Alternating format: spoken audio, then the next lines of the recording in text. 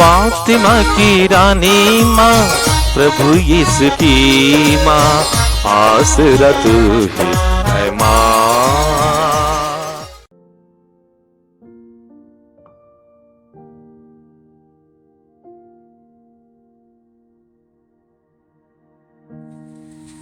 पहला पाठ प्रेरित चरित अध्याय 11 पद संख्या 1 से 18 तक। प्रेरितों तथा यहूदियों के भाइयों को यह पता चला कि गैर यहूदियों ने भी ईश्वर का वचन स्वीकार किया है। जब पेतरुस यरूशलेम पहुंचा तो यहूदी विश्वासियों ने उसकी आलोचना करते हुए कहा, आपने गैर यहूदियों के घर में प्रवेश किया और उसके साथ भोजन किया।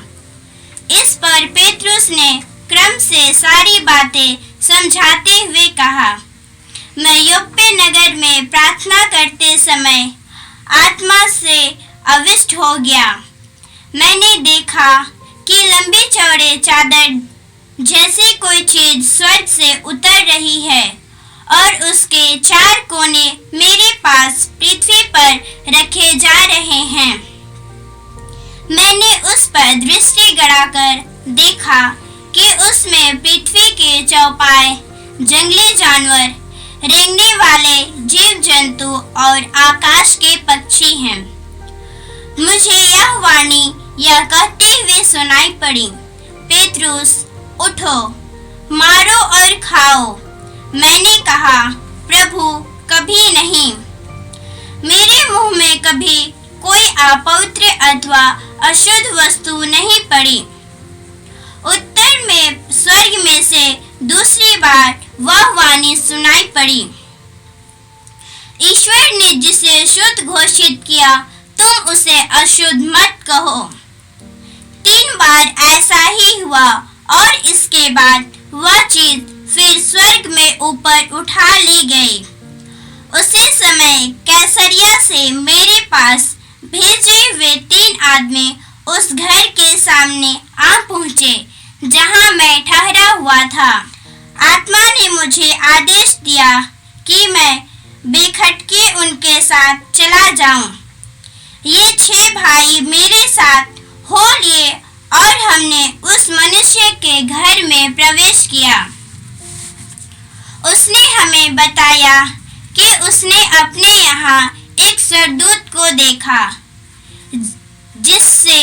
जिसने उससे यह कहा, आदमियों को योप्पे भेजिए और सिमोन को जो पेतरुस कहलाता है बुलाइए, वह जो शिक्षा सुनाएगा उसके द्वारा आपको और आपके सारे परिवार को मुक्ति प्राप्त होगी। मैंने बोलना आरंभ किया ही था कि पवित्र आत्मा उन लोगों पर उतरा जैसे कि वह प्रारंभ में हम पर उतरा था।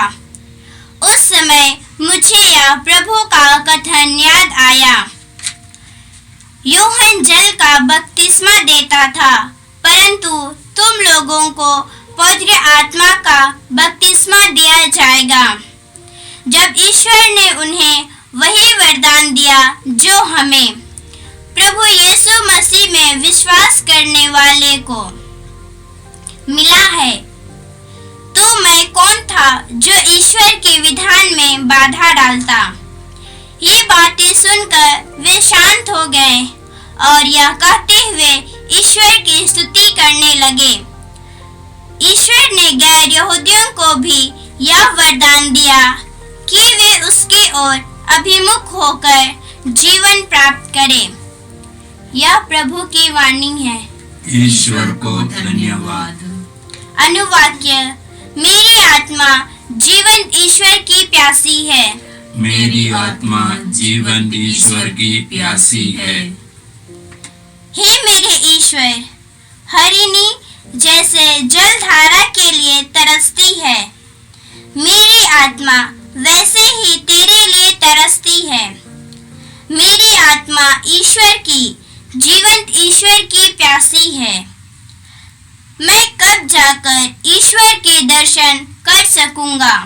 अनुवाक्य, मेरी आत्मा जीवंत ईश्वर की प्यासी है। मेरी आत्मा जीवंत ईश्वर की प्यासी है। अपनी ज्योति और अपना सत्य भेज दे, वे मार्ग दिखाएं और मुझे तेरे पवित्र पर्वत तक, तेरे निवास स्थान तक पहुंचा दे। अनुवाक्य, मेरी आत्मा जीवंत ईश्वर की प्यासी है। मेरी आत्मा जीवंत ईश्वर की प्यासी है। मैं ईश्वर की वेदी के पास जाऊंगा, ईश्वर के पास जो मेरा आनंद है। मैं वीणा बजाकर अपने प्रभु ईश्वर की स्तुति करूंगा। अनुवाक्य, मेरी आत्मा जीवंत ईश्वर की प्यासी है।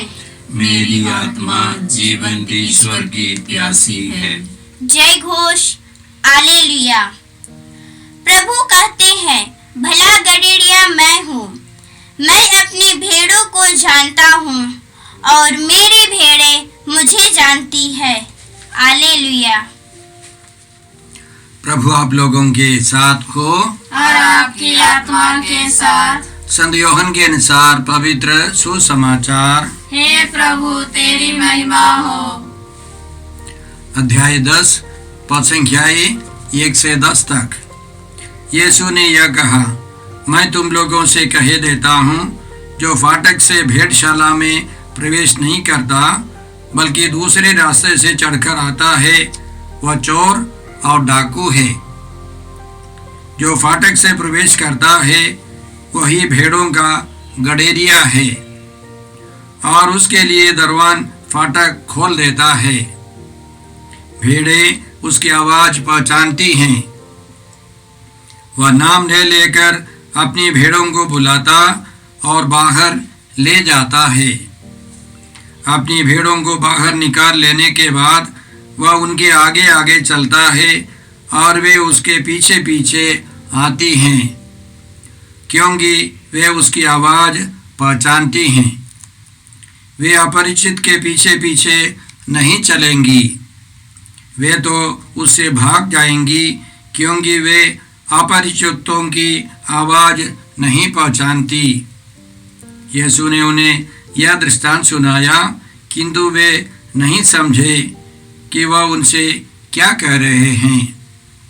यीशु ने फिर उनसे कहा, मैं तुम लोगों से कहे देता हूँ, भेड़शाला का द्वार मैं हूँ।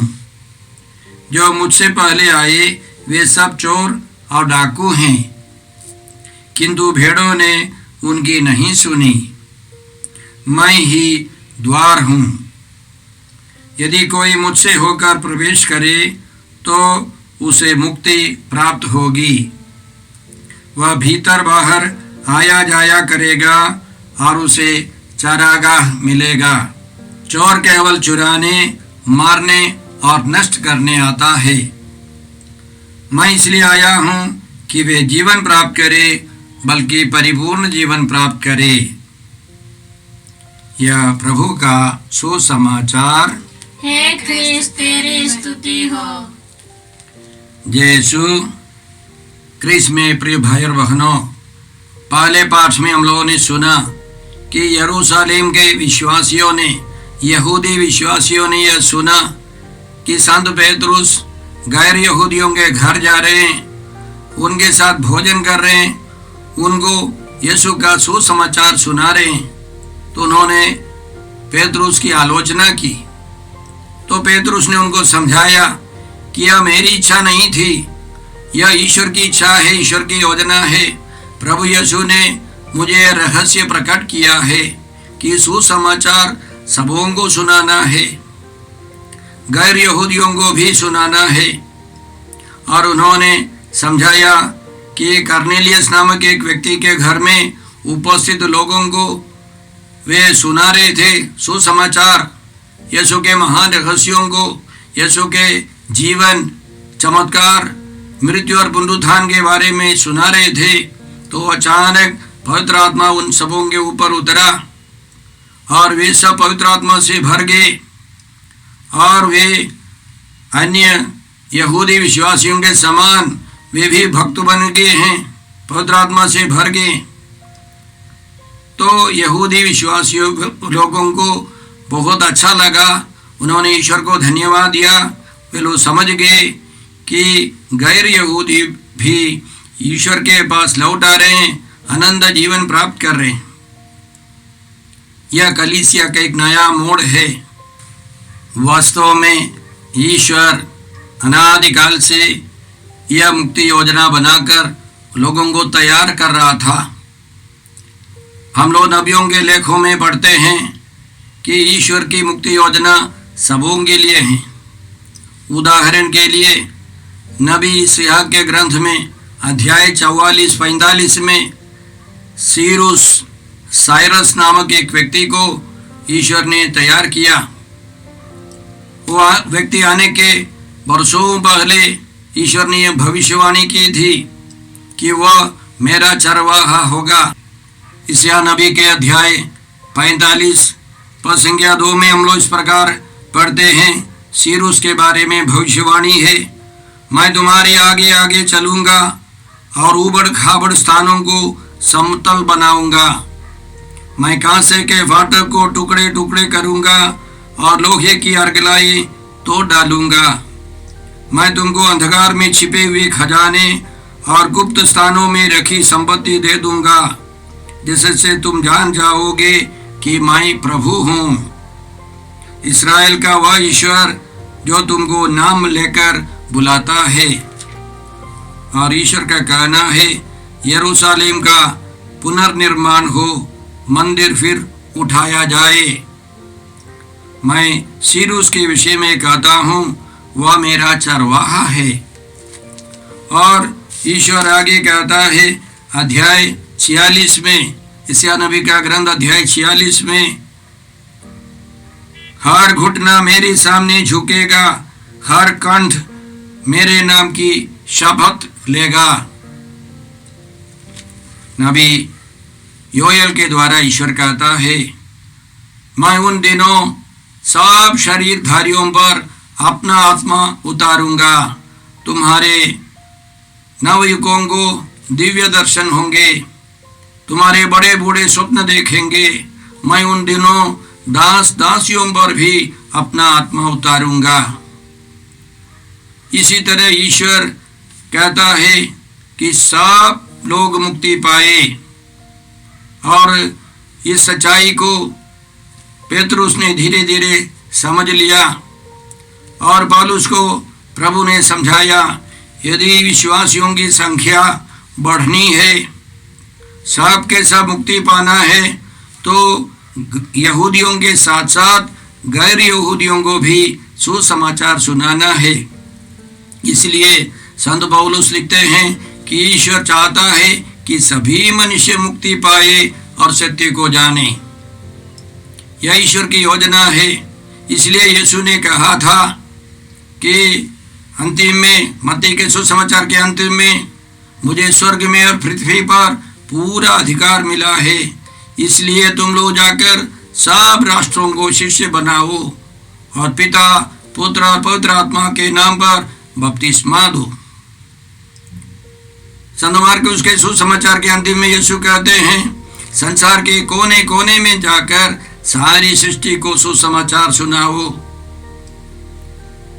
और यीशु इस दुनिया से जाने के पहले शिष्य लोगों को कहते हैं, पवित्र आत्मा तुम लोगों पर उतरेगा और वह तुम्हें सामर्थ्य प्रदान करेगा और तुम लोग यरूशलेम, सारी यहूदिया, समारिया में और पृथ्वी के अंतिम छोर तक मेरे साक्षी होंगे। यीशु चाहते हैं, ईश्वर की योजना है, ईश्वर की इच्छा है कि सभी मनुष्य मुक्ति पाए, सभी लोग यीशु की ओर आकर्षित हो जाए, सुसमाचार जाने, मुक्ति पाए। इसका मतलब क्या है? आज के संदर्भ में हम आसपास देखें, सभी जगह पर खराब समाचार है। केवल यीशु ही हमको मुक्ति दे सकते हैं। इस दुनिया में शायद 200 करोड़ लोग यीशु को जानते हैं और 550 करोड़ लोग यीशु को नहीं जानते। जब तक हम यीशु के पास नहीं आते, हम मुक्ति नहीं पाएंगे। हम शांति नहीं पाएंगे। यह हमारा फर्ज है कि सभी लोगों को सुसमाचार सुनाना है। सबसे पहले हमको सुसमाचार बनना है। सभी परिस्थितियों में हम यीशु को पकड़े, यीशु के साथ रहें, तुरंत हमको शांति का अनुभव मिलेगा, मुक्ति का अनुभव मिलेगा। यीशु नाम लीजिए, तुरंत हमको शांति मिलेगी। आज का सुसमाचार संत यूहन्ना के सुसमाचार अध्याय 10 से हैं। इसके पहले अध्याय 9 में एक बहुत बड़ा चमत्कार है। यीशु ने जन्म से एक अंधे को आंखें दी और लोग बहुत आश्चर्यचकित हो गए। यहूदी नेताओं ने सवाल किया, चर्चा चली कि आखिर यीशु कौन है। तब यीशु ने उनको समझाया कि मैं भला गडेरिया हूँ, मैं भेड़शाला का द्वार हूँ। यह दृष्टांत यहूदी लोगों को मालूम है, क्योंकि उनके जीवन में, आसपास के लोगों के जीवन में गडेरिए और भेड़ें बहुत सामान्य थी। इसके पहले नबी यजकियल ने कहा था कि ईश्वर कहता है कि इस्राएल के चरवाहे भटक गए हैं, अच्छे चरवाहे नहीं है। यजकियल के ग्रंथ अध्याय 34 में ईश्वर कहता है, मैं भला चरवाहा हूँ, मैं अपनी भेड़ों की देखभाल स्वयं करूँगा। मैं भटकने वालों के पीछे जाकर उनको लेके आऊँगा। और उसके अलावा नबी इस्याक के द्वारा ईश्वर कहता है अध्याय 40 पद संख्या 10-11 में, देखो प्रभु ईश्वर सामर्थ्य के साथ आ रहा है, वह सब कुछ अपने अधीन कर लेगा, वह अपना पुरस्कार अपने साथ ला रहा है और उसका विजयोपहार भी उसके साथ है। वह गडेरिया की तरह अपना रेवड़ चराता है, वह मेमने को उठाकर अपनी छाती से लगा लेता और दूध पिलाने वाली भेड़े धीरे धीरे ले चलता है। इस संदर्भ में यीशु ने कहा, मैं भेड़शाला का द्वार हूँ, मैं भला गडेरिया हूँ, मैं अच्छा चरवाहा हूँ। सुनने वाले सब यहूदी जानते थे कि कई चरवाहे मिलकर एक बाड़ा बनाकर उसके अंदर सब भेड़ों को रखते थे। उसके दरवाजे पर एक चरवाहा पहरा करता था। उस दरवाजे को वह पहरा देकर एक तरह के अपने आप को फाटक के रूप में बना देता था। बाकी सारे चरवाहे विश्राम करते थे।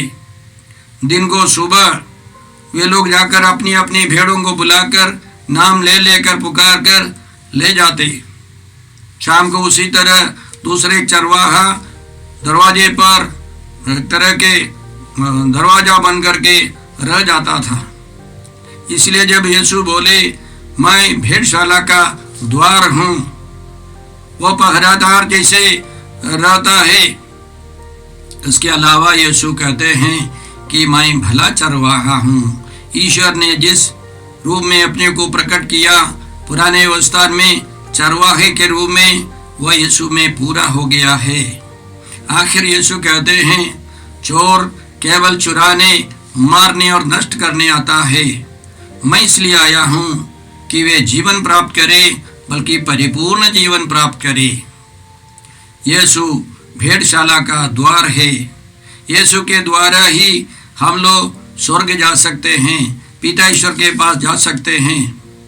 हम लोग उस द्वार के द्वारा हम लोग बाहर भीतर आया जाया कर सकते हैं। इसका मतलब क्या है? जो यीशु में एक हो गए हैं, जो यीशु में नया जन्म ले चुके हैं, वो स्वर्गीय जीवन में प्रवेश कर सकते हैं। हम लोग इस दुनिया में रहते हुए भी स्वर्गीय रहस्य समझ सकते हैं। मेरा एक गुरु, एक पुरोहित लोगों से बात करते हैं और उनकी बात सुनते हैं और बीच में प्रार्थना करते हुए स्वर्गीय रहस्य प्रकट करते। जब कभी मैंने देखा कि दूसरों को मेरे गुरु काउंसलिंग करते तो मुझे यह रहस्य मालूम होने लगा कि वे बाहर भीतर इस दुनिया से उस दुनिया अनंत जीवन स्वर्ग राज्य के उस जीवन में प्रवेश कर वो बाहर आकर अच्छी अच्छी राय अच्छा मार्गदर्शन कर सकते हैं। उसी तरह यीशु हमको सिखाते हैं इस दुनिया में रहकर बाहर भीतर जाना है। हम लोग इस दुनिया में रहकर उस दुनिया के रहस्य समझकर इस दुनिया में आकर लोगों को सिखा सकते हैं। ये बहुत बड़ी कृपा है, ये बहुत बड़ा रहस्य है।